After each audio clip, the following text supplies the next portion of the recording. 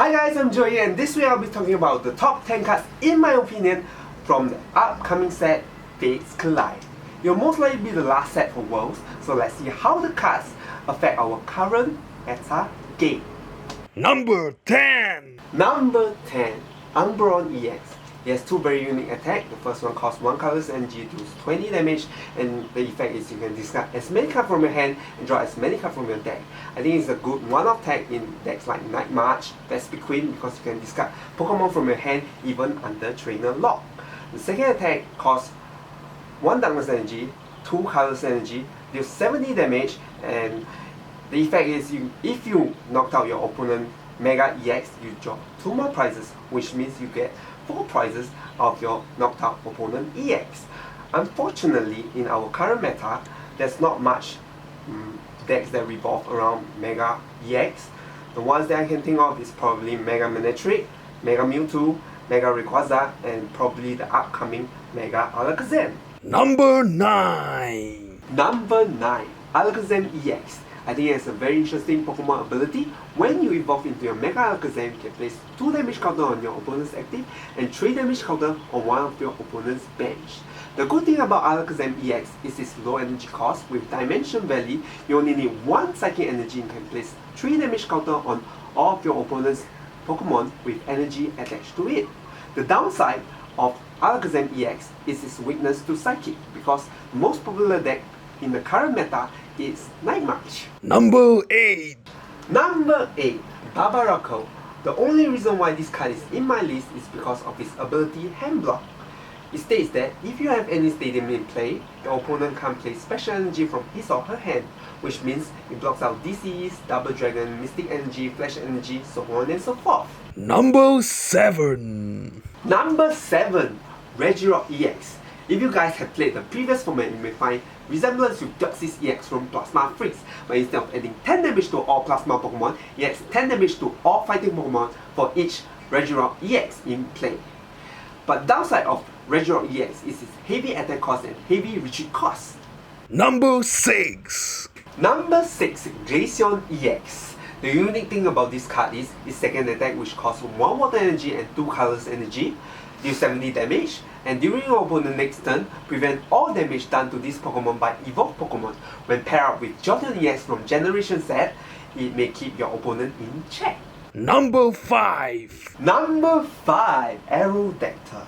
The good thing about this card is its low energy cost. It only takes a single DC to deal 120 damage, and you can have your opponent discard special energy from his or her active Pokemon. Downside of this card is it's a restored Pokemon, so it only can be restored by O-Ember or the ability of Omasta. Number 4.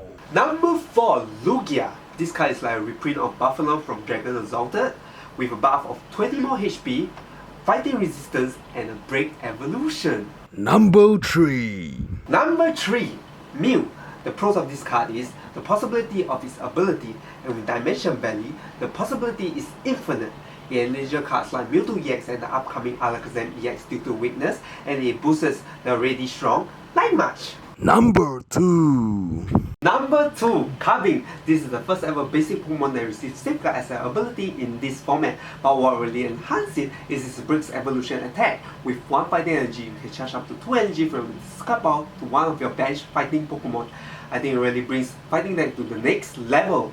Number 1. Number 1, Zygarde-ex. I think it's a Frankenstein of both Plasma Gen-Z EX with Lucario-ex. Yes, 190 HP with 3 decent attack, plus an item that resembles a lot like Plasma Gen-Z G-Booster attack. With the already stable Corina engine, Fighting Stadium, and strong energy, I think this card's potential is out of the world. So that's my top 10 list of Fates Collide. Hope you enjoyed it, and let's move on to the player of the month. Who's that player? It's Clifton. Hi, it's Clifton, and I'm the first ever Player of the Month. So if any of you guessed that it was me, you are absolutely right. Have you guessed it right? It's Clifton. But before going into the interview, I would like to do a short introduction of him. I remember when I started my Pokemon journey in 2012, I asked around the community who is the best player in Singapore, and one name keeps popping out, Clifton Go. And I said to myself, I would want to meet this guy And eventually I did, my first premier event. I approached the guy and he was really friendly. Even gave me some tips.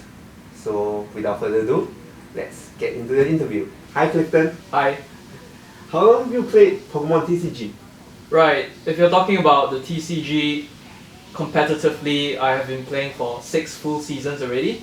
But if you're talking about the franchise as a whole in its entirety, I've been a huge fan ever since the craze hit our shores in the year 1998. Wow, big Pokemon fan that is. You have played 6 seasons. Which is your favorite format? Right, my favorite format, it will probably be the MD-on format in 2011, also known as the SP era. Because, see, here's the thing, it was the format in which I grew the most as a player, and it was the most skill-intensive format in which I've actually played in competitively.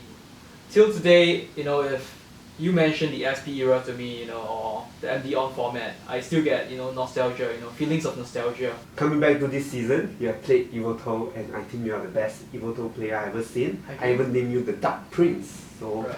Why you and Yveltal have this connection? Right. Okay, see, here's the thing. I actually picked up the Yveltal deck when it first came out and ran it for the Malaysian State Championships in 2014, which was the first premier event worldwide in which XY cards were legal. I found success with it, gaining 2nd place in that very event, losing very narrowly to Plasma, 1 game to 2. So ever since then, I never quite looked back. It was very successful to me. You have been to Worlds for 5 times. Which is your best impression? I've always had this theory, it doesn't matter if it's your first Worlds or your 10th Worlds. Your very first Worlds will always have the biggest impact on you. In terms of inspiring you to do well, or giving you the most enriching experiences as a player in the game. Because here's the thing, your first Worlds is where your eyes actually open up, in which you'll see how truly big the Pokemon world is, and what Pokemon TCG is all about. How it actually transcends the geographical, cultural, and linguistic barriers, between players. That very event that actually motivates me to want to up my level of play so that I can keep coming back again and again and relive the events of that magical weekend over and over again as well. So that was the Worlds that started it all, and the rest was just a continuation of this happy fairy tale. You have travelled so many countries playing with countless of players. What's the difference between the local metagame here in Southeast Asia and internationally? I find that our local metagame tends to be a bit more tacky, because see, here's the thing, we do not have so many premier events available to us due to certain constraints, and every shot at championship points matter. Meeting one bad matchup could probably spell the end of one of your few shots at getting a Worlds invite.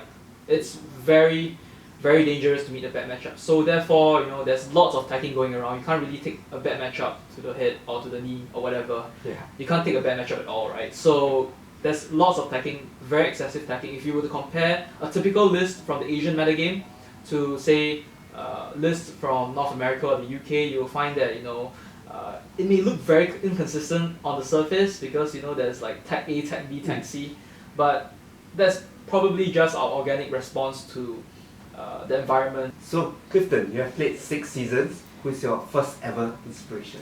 Right, I have many inspirations actually. I believe you can draw upon everyone for lessons, but my biggest and my first inspiration, the one that started it all, was probably Sugiyoshi Yamato from Japan. Because, see, here's the thing, when I was a kid, when I was in my teenage years, Pokemon TCG was a very inaccessible hobby. It was a very coveted hobby. I mean, who can't remember the kid who had, first edition Charizard and became king of the school? But that was very inaccessible for most people.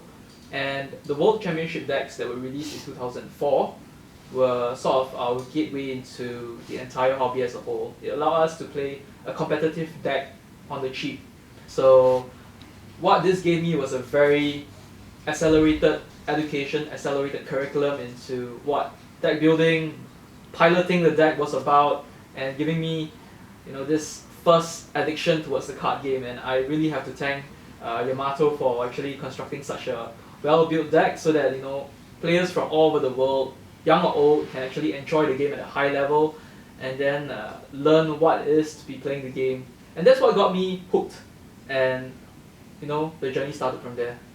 So I hope Yamato hear all this, man. It's really same, I hope so too. yeah, inspirational. What are the difficulties you have encountered as a player?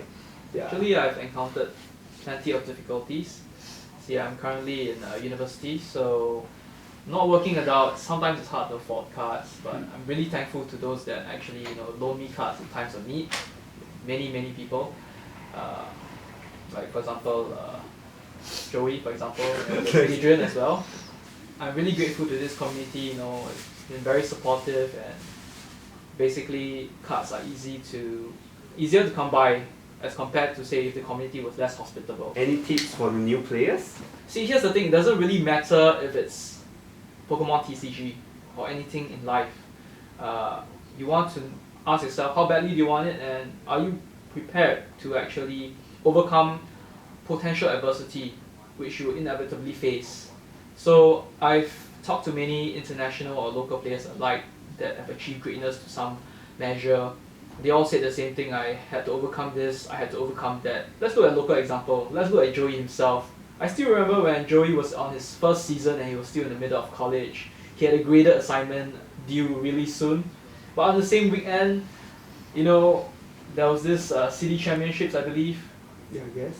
And he took all the trouble and the risk to go all the way out to play in the tournament. And I'm really happy to say in the very same season, he went to Worlds and got top 16 with Kling Klang.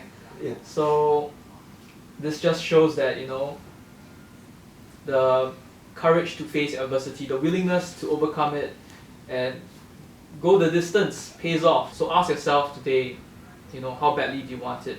How badly do you want to be a Pokemon master, to be the very best that no one ever was?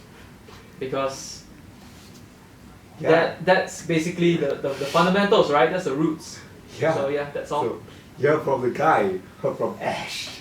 No, I'm just joking. So any shout out to the community? Okay, so for the local community, firstly I'd like to give a shout out to j.alliance. So that includes Joey, Jefferson and James for this opportunity to be featured. Secondly, I'd like to thank Blackthorn City Gym, which is the league that I frequent. So that also includes Joey, who is the gym leader there. And he's the assistant gym leader. Right. So members include, Gerald, Jonathan, Kenneth, Brian, Jack, Nasri, Elias, and so many more. Yeah, the list goes on. The list goes on. So do visit us. Yep, and another group of people I'd like to thank are Jeremy, Bell, Dario for being long-time friends in the TCG. And finally, how could we forget Maxoff Company and Adrian Fu, who is our head judge. For without them, there'll be no official Pokemon TCG organized play in Singapore. So many thanks to them. So as for my overseas friends, firstly I'd like to thank my playtesting group, the Honor Roll. We are such an awesome team. Shoutouts goes to the team's founder, Kenny Wisdom, deck building master, Travis Nundis, Dustin Zimmerman, Mike Newman, Chase Maloney, Trevor Reed, Kaiwan, and of course, who could forget our world champion, Jacob Wagner. So many big names. There are too many to name. The list just goes on again and again. So yeah. Thank you all. Thank you for being with us for today. Right. Yeah. Thanks guys for watching our video and hope you like the Player of the Month. Next week we are traveling to Thailand for Pokemon TCG States Championships. So see you there. Bye.